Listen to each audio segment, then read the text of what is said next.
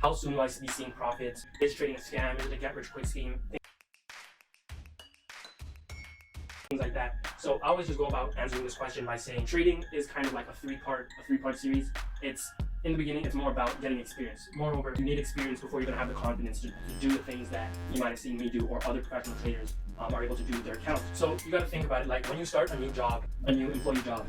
In the beginning, they're not going to pay you the most money. They're going to pay you a base rate if it's just like a normal average job. And then you obviously have to work your way up to a higher paying job and a higher status. When you get that higher status, you'll have more responsibility and things like that. And the same goes for trading. It's not a get-rich-quick scheme. You won't be able to just start a $100 account and you'll be at $1 million next week. Trading obviously just doesn't work that way.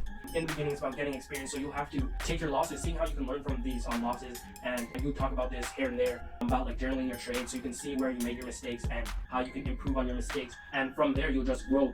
When you start having a higher balance, like a $10,000 balance or $100,000 balance, you'll see that there's a lot of responsibility on your part, because who wants to lose $50,000? Who wants to lose that much money? And that type of thing will just weigh on your emotions if you're not prepared to take such a loss. Like I said, you gotta be really headstrong with trading. It's a lot of psychology over technical analysis. Secondly, it's about growing your account. So you do have a lot of traders who say like, you know what, I'm gonna save up my money and deposit a $10,000 balance, or I'm gonna save up my money and deposit $5,000, something like that.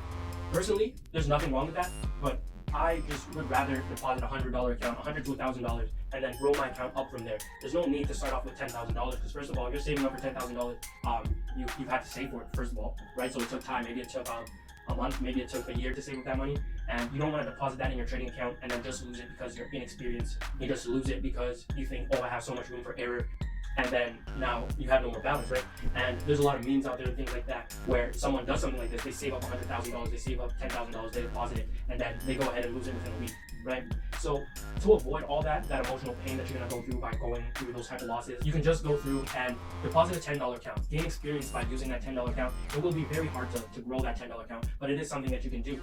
You've probably seen me do it, or you can see other traders grow $10 accounts, grow not even just $10, but $100 account sizes. $1,000 account size. You can just see people grow these, and when you do start growing these accounts as well, it'll help build your confidence, it'll help build your experience, so you become more familiar with what's going on, and you'll have more belief in yourself that you can continue to do this, right? So you deposit a $100 account, and then you grow that to $1,000. And then once you see you can do that, you know that you can grow that $1,000 to $100,000, and just repeat the process, right? You withdraw when you feel like it, and if you realize you're withdrawing when you feel like it isn't working for you, then just create a system to withdraw. Say every time I double my account, I'll withdraw 50%. Every time I do something of the sort, you withdraw. So you keep a system in place and you follow your rules. So third on that little list there is making money actually comes last. So contrary to your belief, people think, let me just get in trading, make some money, and get out. Actually, this was my belief too, right? When I started trading like 5 years ago. So pretty much, you do need that experience so you can gain that confidence to understand what you're actually doing, gain the familiarity for the movements of the markets and things like that. Next in line will be growing your account to something you can live off of. Whether it's not even something you want to live off of, maybe you just want to be able to pay for some extra expenses or things like that. You just want an extra $1,000 for some car parts. You just want trading money to pay for your rent, whatever the case may be. But like me, wanting to have an account size high enough that I can live off of.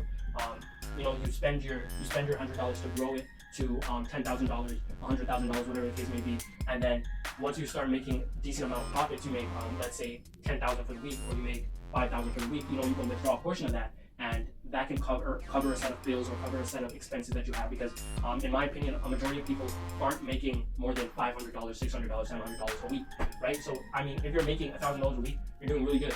And when you start hitting those 1K days, then you feel on top of the world. Don't let that type of thing put you out of place, because you don't understand that you are probably not the best trader in the world, and losses still do happen.